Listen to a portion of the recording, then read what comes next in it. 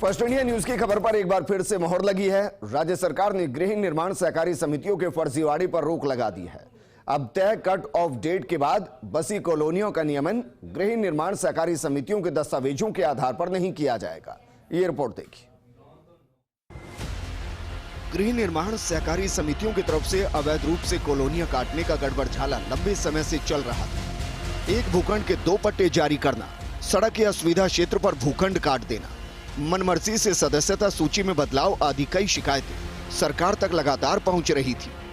इन शिकायतों पर गंभीर मुख्यमंत्री अशोक गहलोत ने नगरीय विकास मंत्री शांति धारीवाल को सहकारी समितियों के इस फर्जीवाड़े पर अंकुश लगाने के आदेश दिए थे। इस पर यूडीएच मंत्री शांति धारीवाल की अध्यक्षता में नगरीय विकास विभाग और स्वायत्त शासन विभाग के अधिकारियों की बैठकों की कई दौर चले। फर्स्ट इंडिया न्यूज ने 30 अगस्त को इस खबर को प्रमुखता से प्रसारित करके मामले का खुलासा किया था। खबर में बताया गया था कि कॉलोनियों के नियमन के लिए गृह निर्माण सहकारी समितियों के दस्तावेज आधार नहीं माने जाएंगे। इसके लिए सरकार जल्द ही कड़ा कदम उठाएगी। इस खबर पर मोहर लगाते हुए नगरीय विकास विभाग ने अधिसूचना जारी कर दी है। आपको बताते हैं कि अधिसूचना के माध्यम से किस तरह गृह निर्माण सहकारी समितियों के फर्जीवाड़े को चोट पहुंचाई गई है। 17 जून 1999 के बाद अवैध विकसित की गई कॉलोनियों के नियमन के लिए गृह निर्माण सहकारी समितियों के रिकॉर्ड को आधार नहीं माना जाएगा। भले ही समितियों की तरफ से जारी दस्तावेज में तिथि 17 जून 1999 के पहले की दर्शाई गई हो, जयपुर विकास प्राधिकरण उसे वर्तमान में जारी दस्तावेज मानते हुए विधिक मान्यता नहीं देगा।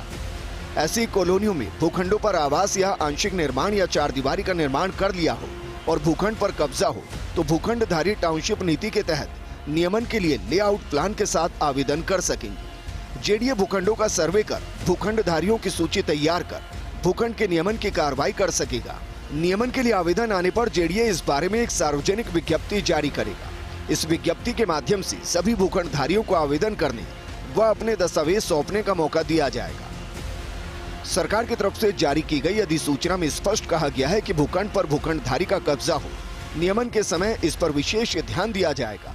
इसके लिए भूखंड पर बतौर कब्जे की पुष्टि के लिए भूखंडधारी को 17 प्रकार के दस्तावेज में से कोई एक दस्तावेज जयपुर विकास प्राधिकरण में प्रस्तुत करना होगा। आपको बताते हैं कि कौन से दस्तावेज हैं जो भूखंड पर कब्जे के गवाह माने जाएंगे। भूखंड पर निर्माण करने संबंधी सबूत, बिजली, पानी, टेलीफोन के बिल प्रस्तुत किए जा सकते हैं। ड्राइविंग लाइसेंस, सार्वजनिक क्षेत्र के बैंक या डाकघर की पासबुक, किसान पासबुक भूखंड पर कब्जे के तौर पर दिए जा सकते हैं। भूखंड की खरीद का रजिस्टर्ड विक्रय पत्र, मुख्तियारनामा, इकरारनामा या वसीयतनामा भी मान्य होगा।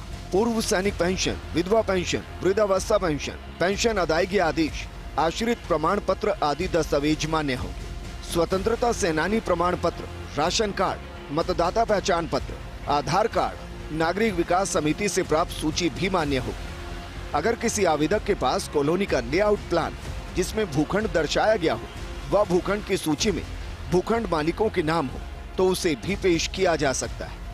जेडीए अन्य निकाय की तरफ से जारी नाम हस्तांतरण आदेश, भूखंड पर स्वामित्व व कब्जे का अन्य कोई दस्तावेज अथवा भवन निर्माण आवेदन व भवन निर्माण स्वीकृति के दस्तावेज भी मान्य होंगे। जयपुर विकास प्राधिकरण के क्षेत्र में कृषि भूमि पर 17 जून 1999 से पहले बसी कॉलोनियों के लिए गृह निर्माण सहकारी समितियों के ही दस्तावेज आधार माने जाएंगे। ऐसी सभी कॉलोनियों का रिकॉर्ड निर्धारित तिथि 31 दिसंबर 2001 तक जेडीए में जमा किया जा चुका है। इस रिकॉर्ड के आधार पर जेडीए ने कॉलोनियों के सदस्यता सूची की बुकलेट भी प्रकाशित की थी। इसी रिकॉर्ड के आधार पर नियमन से वंचित ऐसी कॉलोनियों का नियमन या नियमित कॉलोनियों में विशेष भूखंडों के पट्टे जारी किए जाएंगे। सदस्यता सूची में भूखंड की पहचान या विरासत के आधार पर नाम हस्तांतरण हुआ है तो जेडीए इस नाम हस्तांतरण को मान्यता देगा। अभिषेक Srivastava, first India news, Jaipur.